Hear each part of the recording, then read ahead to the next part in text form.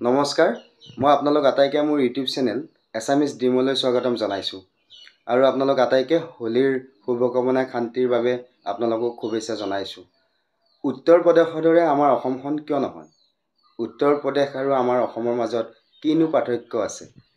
আপোনালোকে দেখিছেই উত্তৰ প্ৰদেশত যি ধৰ্মীয় গোড়ামী, তাত হোলী আৰু ৰমজান মাহত জুম্মা নামাজ পঢ়াৰ বাবে যি এটি বিতৰ্কৰ সৃষ্টি হৈ আছে। উত্তৰ প্ৰদেশৰ যি চৰকাৰী বিষয়াই আৰক্ষী বিষয়াই যি প্ৰৰোচনামূলক বক্তব্য তথা ধৰ্মীয় গোড়ামীৰ মন্তব্য প্ৰদান কৰিছে, আমাৰ অসমত জানো তেনেকুৱা হয়? নহয়। যোৱাকালি হৈ যোৱা হোলীত আমি বিভিন্ন ঠাইলৈ গৈছোঁ। আমি দেখিছোঁ হিন্দু মুছলমান আটাইয়ে মিলিজুলি ইয়াত হোলী উদযাপন কৰিছে, ৰমজানৰ শুভেচ্ছা জনাইছে, জুম্মাৰ শুভেচ্ছা জনাইছে। উত্তৰ প্ৰদেশৰ দৰে অসমখন কিয় নহয়? উত্তৰ প্ৰদেশৰ দৰে অসমখন হ'বলৈ গৈ আছে নেকি?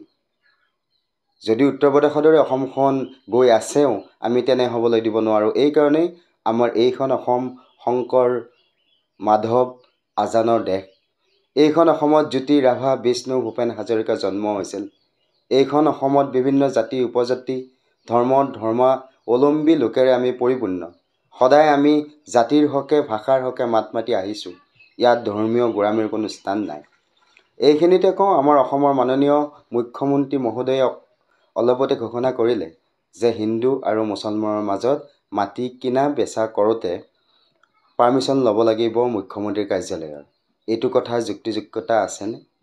আমি ভাবোঁ এইটো নাই, কাৰণ আমি ক'ব লাগিছিল বা মুখ্যমন্ত্ৰীগৰাকীয়ে যদি ক'লেহেঁতেন যে খিলঞ্জীয়া মানুহৰ পৰা যদি বহিৰাগতই ভূমি ক্ৰয় কৰে, তেনেহ'লে আমাৰ মুখ্যমন্ত্ৰী কাৰ্যালয়ৰ পৰা এটা পাৰ্মিশ্যন ল'ব লাগিব বা অৱগত কৰিব লাগিব। ধৰ্মীয় গোড়ামীৰ ফালে আমাৰ অসমখন লৈ যাব কিয় খুজিছে?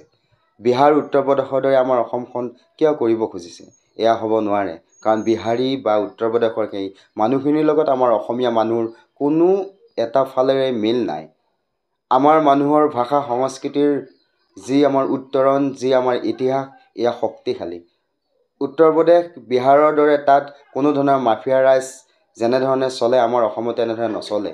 কিন্তু আমি ক'ব খোজোঁ, আমাৰ এইখিনি সময়ত আমাৰ অসমৰ মানুহখিনি এটাই কৰ্তব্য, আমি ধৰ্মীয় গোড়ামীৰ পৰা আঁতৰত গৈ অসমৰ উন্নতিৰ বাবে কাম কৰিব লাগিব। আৰু এই যে গোড়ামীৰ কথাবিলাক কৈ আছে, এই যে মুখ্যমন্ত্ৰী মহোদয়ে যিবিলাক কথা উত্থাপন কৰিছে, আমি তেখেতৰ দক্ষতা সম্পন্ন কাম বনত গুৰুত্ব দিলেও এইবিলাকৰ পৰা আঁতৰত থাকিব লাগিব। এজন সচেতন যুৱক হিচাপে ক'ব খোজোঁ, উত্তৰ প্ৰদেশৰ দৰে পৰিস্থিতি অসমত হোৱা নাই। অসমত কোনোবাই যদি কৰিবলৈ চেষ্টাও কৰে, তেতিয়াহ'লে আমি সেই হ'বলৈ দিব নোৱাৰোঁ। আমাৰ অসমৰ হিন্দু হওক মুছলমান হওক আটাইয়ে বিভিন্ন বিপদৰ সময়ত ইজনে সিজনৰ হাতত বন্ধকত থয় বা কিনা বেচা কৰে। বিপদৰ সময়ত তেতিয়া কাহানিও বেলেগে সহায় কৰিবলৈ নাহে। এইবিলাক যদি ধৰ্মীয় গোড়ামী চৰকাৰীভাৱে যদি ভাগ ভাগ কৰা হয়, তেতিয়াহ'লে আমাৰ চলাত অসুবিধা হ'ব। কাৰণ এটা হোষ্টেলত এজন মুছলমান এজন হিন্দু সকলো সময়তে বসবাস কৰি আহিছে।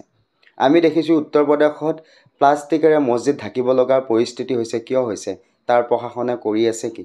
আমাৰ এতিয়ালৈকে অসমত হোৱা নাই, কাৰণ অসমৰ প্ৰতিজন ব্যক্তিয়েই সচেতন। আমি প্ৰতিজন ব্যক্তিকে অনুৰোধ জনাম, আপোনালোকে এই যে ধৰ্মৰ দোকান খুলিয়ে একচাম ৰাজনীতিক বহি আছে, তাৰ পৰা আপোনালোক আঁতৰত থাকিব। আমি বেচিম কিনিম মহব্বতৰ দোকান, য'ত আমি ভাইচাৰা কৰি জীয়াই থাকিব পাৰোঁ।